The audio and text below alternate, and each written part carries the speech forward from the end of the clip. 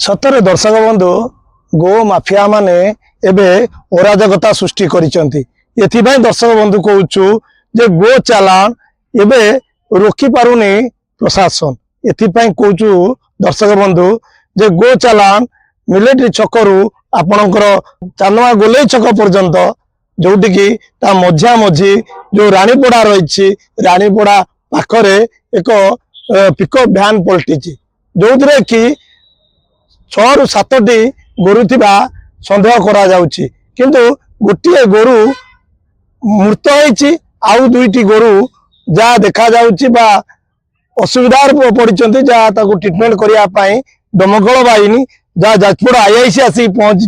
तुरंत ताको मेडिकल नवा पाई स्थानांतरित करूचंती। आउ गोटे कथा कहबी जतबेले ए गोरुर विजुअल देखैबू आपण मान देखंतु किबळी भाबरे नआंत हेई जाईची बा ए गोरुटी किबळी भाबरे मृत्युवरण करिछि। ये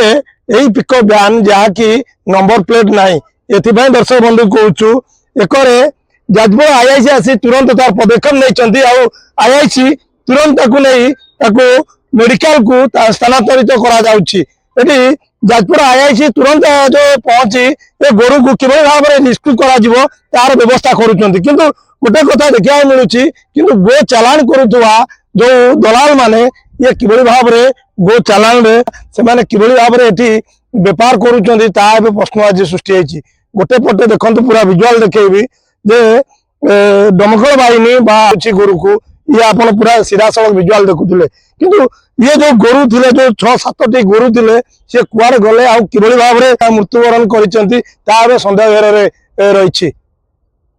केबे केउ न गोरु माफिया ऊपर जो कार्यानुष्ठान ग्रहण करा जिवो ता एबे देखिया बाकी रहला। मो राष्ट्रीय भजन दल दानगदी बाबुनी साहब संयोजक बाबुनी साहब कहूली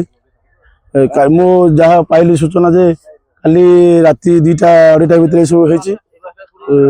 सकाल सकाल 7:30 आशीष सार को फोन कली आमर आईसी अच्छा जाजपुर रोड रे सार को फोन कले सार सांगे सांगे आसी पहुँच की जाऊ सब प्रकार व्यवस्था से करी उठा हम भल मंद गोटे गोरु स्पट दे जाइए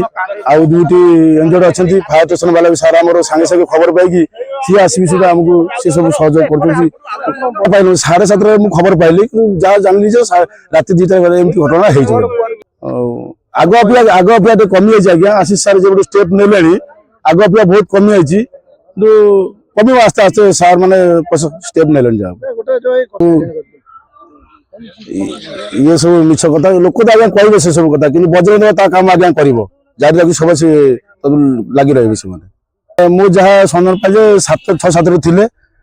गोटे गोटे स्पट दिखाई आउ 2 जन इंजर्ड अच्छे गोड़ फोड़ भांगी आउ से 3-4 जन फेरिक से पलैं खोली बंधा होता से पलैं बाहर को।